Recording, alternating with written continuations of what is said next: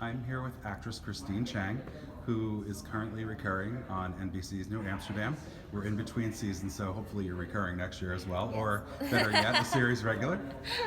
Do you know when you'll find out if you're going to be coming back?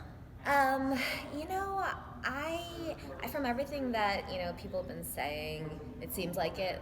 Good. But it's the kind of thing where who knows what happens until I hear from them, like, Right. oh yeah, you'll be in this episode. So. Well, before we talk about New Amsterdam, let's talk a little bit about when you first decided that you wanted to become an actress. I know you didn't actually, you kind of had a different path, right? You weren't studying that in school, or you were figure Yeah. skating, right? Well, figure skating was when I was a kid. I was a competitive figure skater, and I did that through 8th grade,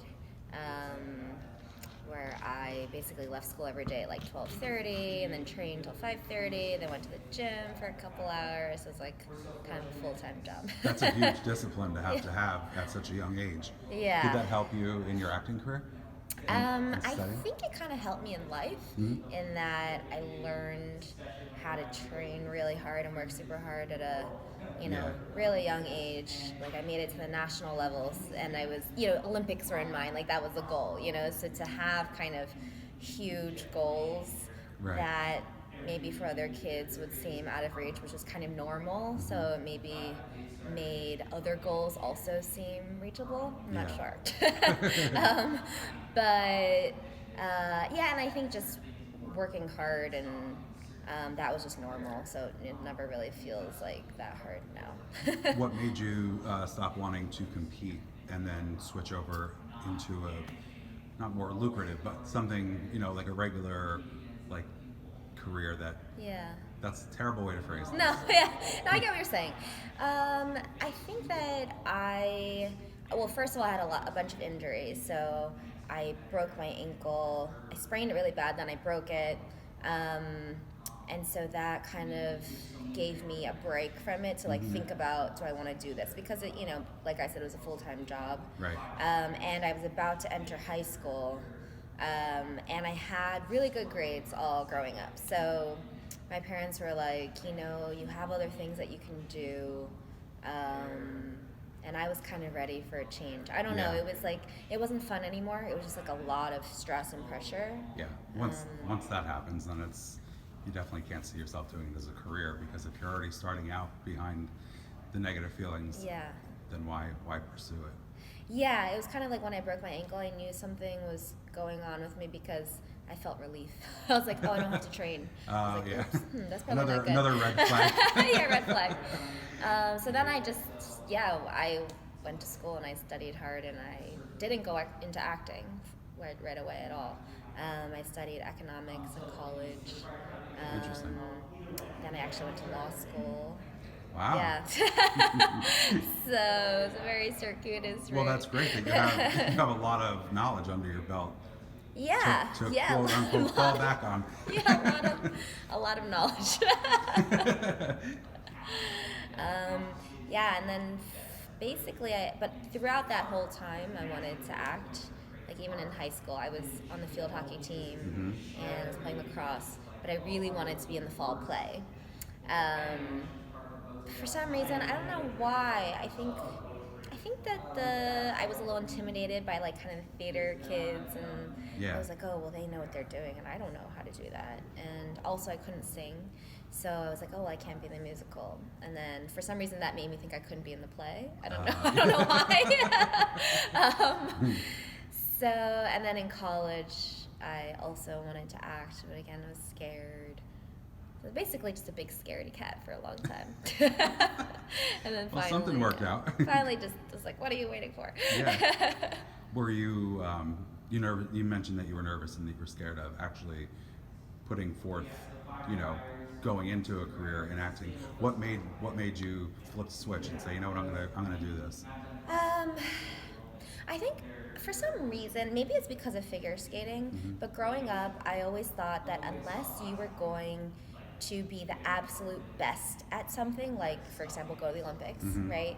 that you had no business doing that thing, right? So Right. I was like, well, I'm never going to be a concert pianist. So, like, it didn't occur to me that you could just do something because you liked it or that you wanted to do it. Right. I thought that you had to have some extraordinary talent that meant you were going to be the best person in that field. I don't know why. I don't know why I had this. It was ridiculous. So I was like, well, I don't know that I'm ever going to win an Oscar. You know, I just don't know if I have that sort of talent. But, like, I never tried. I had never gone to a class. There was no reason for me to already be defeated. Right. But I remember very specifically, I went to see the 24-hour plays on Broadway, where they write, rehearse, and perform these little plays. Yeah, talk about something scary to like throw yourself into watching. That's a real challenge. So I was in the audience, and I was just so blown away. I just like wanted to get out of my seat so bad and like participate, you know. And I kind of never felt that strongly about anything ever in my life. And it was the one thing that I had felt strongly about my whole life was wanting to act. So I kind of just was like, what are you denying yourself this for? Right. You know, just go to class. It doesn't, you know, and it just started out, I was like, oh, just go to class and see as like a hobby or something. That'll be fun. And then it just kind of snowballed from there. Were you took it as an elective in the beginning, or? Well, I was working in New York, and I just went to a class on the weekend at HB Studio. I just took a class, and I liked it, and then I was like, oh, I'll just take more classes. So I went to the William Esper Studio, and I took a summer intensive there, and then I did the 2-year program. And slowly during this time, I was like, I think I really like this. I think I want to do it. So. Did you get any resistance from the family when you decided you wanted to? No, so my parents have. I mean, this is probably why I never did too, because they never were very supportive of the arts or me being in the arts. I think they just didn't think I had this sort of talent. So I told them that I was taking a class, and I made it very casual, like, oh yeah, I'm just taking a class, as if I was just like painting on the side or something, you know. And they're like, oh, okay. And then as it got more serious, I would sort of drop hints, but I would just also like try to make it non-threatening. Right. And then once it did become like more and more serious, then they started getting very anxious. And then I kind of just stopped talking to them about it for a while until we finally had a confrontation. Yeah. Oh. Well. Yeah. Oh, that's not a good. That's not a good word. I know. Well, we will skip right to the next part of this interview. I don't know how to phrase it. No. We got past it. Oh, that's good. And now that's they're good. very supportive. That's awesome. We kind of had to have that, I think. Well, it's one of those things where, from their point of view, they want you to have a quote unquote stable 9-to-5 normal job, and from your point of view, you want a career doing something that you love. And yes, it's a risk, but what career isn't? So. Yeah. If it's worth doing, it's going to be a risk. Absolutely. Yeah. And if it's not worth doing, you wouldn't have tried it. Right. And you wouldn't have put so much passion behind it. Yeah. And now they get to watch on New Amsterdam, so Yeah. they were wrong. So la la la la. Yeah. That was mature, right? You could tell them that was me. That was not you. When they watched this. So, what was your first professional gig after you studied? So I had a very small part in a movie called Listen Up, Philip. I think my role was girlfriend on stoop. At least you had somewhere to sit. Because it was a stoop sale. And I was visiting the stoop sale. So yeah, I didn't sit on the stoop. But it was a scene with Elizabeth Moss, who is just so extraordinary, even though it was just a small scene. It's a Handmaid's Tale? Yes, Yeah. and Mad Men yeah. and West Wing and everything. Yeah, she's phenomenal. And even just from that one day, I was kind of blown away by her. And yeah, it was a great experience. You know, we were in Brooklyn, just in that beautiful brownstone. So. Awesome. Yeah, I think I appear very briefly in that movie, but that was the first thing I did. Nice. And how did your role on New Amsterdam come about? I auditioned for the pilot. And I didn't. I mean, it's a pilot, so who knew if it was going to get picked up or Right. anything. And it wasn't identified as a recurring role. So this has all been kind of just like great that it has become that way. But we shot the pilot, and it was so fun. The showrunners were amazing to work with. Kate Dennis, our director, was fabulous. I had a blast, and then they were like, "So, see you when we come back in the fall when we start shooting it." And I was like, "Okay, great." If we get picked up, like, fingers crossed. That's awesome. And then it did get picked up. Yeah. And then they had me back. So, They yeah. kept their word. Good for them. I know. Right? Yeah. It's like, oh yeah, we'll see you in the fall, and then it's like That's crickets waiting to true. get a phone call, right? That's true, because I mean, I haven't been in the business that long, but in my mind, there's a lot of empty promises, but they were serious. That's so awesome. yeah. Were you intimidated at all to work with Amitabh since he was so world renowned? Or since he is so world renowned? No, I think because he was just so friendly and so warm from the very first day I met him. I think around the time we were filming the pilot, I was also learning some Indian dance moves for a friend's wedding. It was an Indian wedding, and I was one of the bridesmaids, and we had to learn this dance. So, I was talking to him about that, and they were all huge fans of his because obviously he's been in 500 movies, and every Indian American is a huge, huge fan. So we had a lot to talk about, and he just, kind of put me at ease. That's awesome. What do you like best about playing Agnes? I know she's not a little bit is an understatement. She's very nervous all the time, and she really wants to do a good job. The one episode where you're like running around the hallway trying to impress that one patient who left the bad review. You're like running around with a lamp. It was like...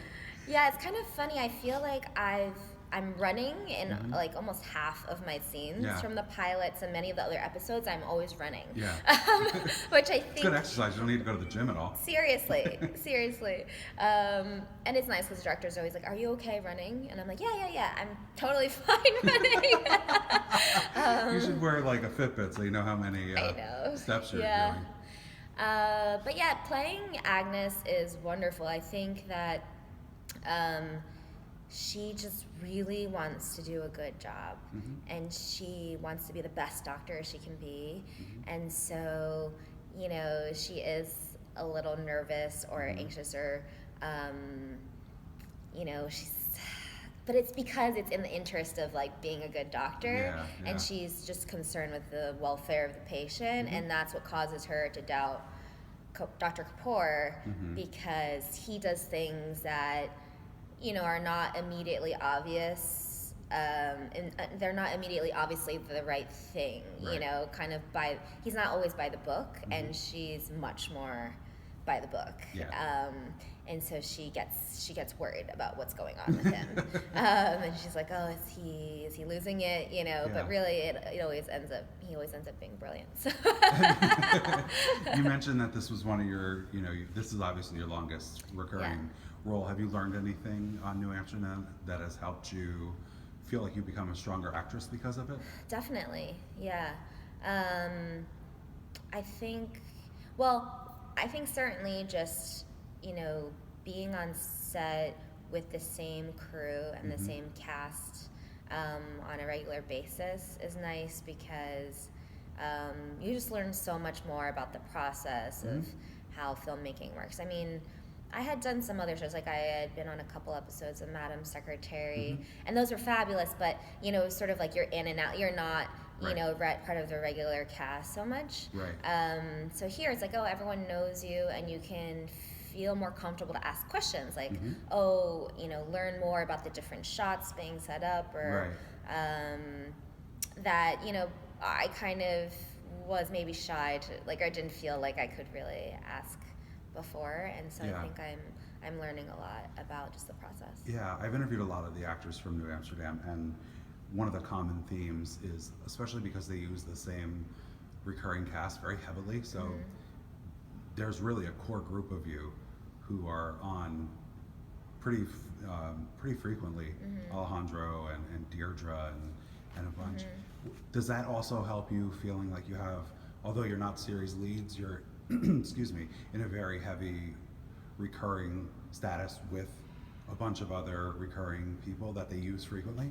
Yeah, I think that is nice because you feel like it's a real world where these people, in the characters' lives, they're working together every day. Yeah. So the more frequently we see each other as actors, the more you can kind of bring that in, where it's like, I see them outside of filming, and that's nice because awesome. that helps the rapport. And it's also nice because I've, at this point, met a lot of the writers and, obviously all the producers and the showrunners. And so I think it's helpful to just be like engaged, not just when you're there on set, but just otherwise, and just to get to know everyone. And we have a lot of directors who repeat. So I've worked with Kate Dennis twice, and Michael Slovis, who's one of the producers, he's also directed me in a couple episodes. Nice. And so it's, the hashtag #DamnFam that everyone uses for Amsterdam, like it really feels that way, and which is nice, especially as someone who's not a lead, to still feel like included in the family. The other thing that I love about New Amsterdam is that it's a melting pot of different nationalities and different points of view and all that other things, but it doesn't feel that way. It feels like real life. It doesn't feel like, oh look, we have one over here, one over there, one over there. It's very representational of a real environment, and it's not beating you over the head with a stereotype of whatever thing that they are trying to point out. Do you feel that as well? Yeah, I think so. I think that I'm always for more diversity. And I think, maybe people have a fear of like, oh, it'll feel contrived, or like we're trying to do this on purpose. Right. But I think that what we've seen is, I don't know, in most shows I don't notice, I just accept it. Take, for example, Pen 15 on Hulu. I accept that they're in 7th grade, even though they're 30-something-year-old actors. The audience is going to go with you. So that's how the world should be. Yeah. You should just look at a person and see a person. It shouldn't matter, and everybody should be included. But of course, I don't know that we're going to get a perfect world in our lifetime or any other. I don't think so, but I think, not to be jaded or anything, but it's an uphill battle. But I do think that it helps seeing more, diverse stories on TV helps to get people comfortable with those stories. Like the first kiss between a gay couple on TV was such a shocker, and now that's completely normal and just it's no big deal, and that is it's great to see how quickly things can actually move the more often you see them on screen. It's like you just want real life to be represented on the shows that you watch, because this is how it is in your own life. Let's see it represented up on screen. Yeah. So now that you're on summer hiatus, what are your plans for the summer? I know before we were filming, you said you had about 15 weddings to go. Yeah. I'm traveling a lot for weddings, which is fun. Just like, I don't know, living in New York, the winter is so long and hard. So when it's finally nice out, I'm just like, go crazy. Allergies be damned, right? What's that? Allergies be damned. Yes. And I have a dog, so I've been going to the park a lot with him. I'm sure he likes having mommy home a little bit more for the summer. Yeah, it's it's good. He's a baby. He's only 1, so it's really nice. Is he small? Can you bring him with you when you travel? I haven't, by car certainly, but I haven't tried on a plane before. And I'm kind of nervous about having him do it, so I don't think I'm gonna try. Just more anxiety for you as well. But I also write, so I'm working on a play. Very cool. And what's it about? Can you spill anything? Yeah, I've just written a very, very rough first draft, but it's post-apocalyptic, and which might not be that far from our future anyway at this point. it could be true to life by the time you finish. Honestly, I think it was a way for me to deal with things that have been going on in the world. I was really depressed last year because of socio-political things. And when I would feel that way, the only thing that would kind of make me feel better is to like write. Yeah. And yeah, so it's pretty dark. It's about the last woman and man on Earth who are a couple, and they're trying to figure out.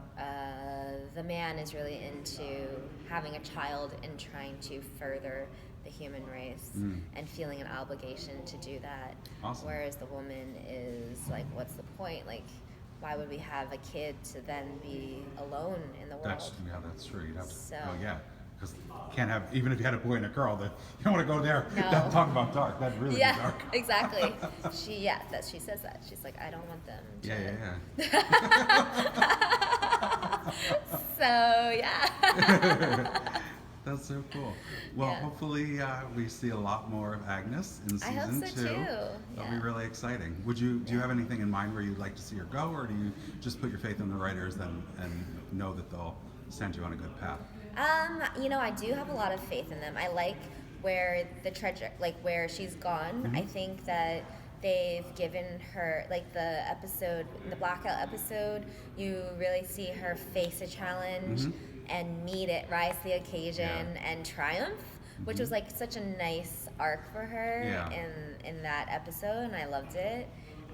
So I think seeing more of that, seeing her gain confidence, take the lead, and maybe have fun, That'd be maybe nice, right? she should, I don't know, have like some personal life or something, besides just worrying about work or something, and just like getting more confidence in her work, I think would be great to see. Well, she's a very fun character. You're very engaging to watch. Thank you. you. Can tell that you're having Thank you. fun doing it. I love it. So hopefully there's more Agnes. Thank you so much. Thank you so much for sitting down with me. It's been a real pleasure. Thanks for having me.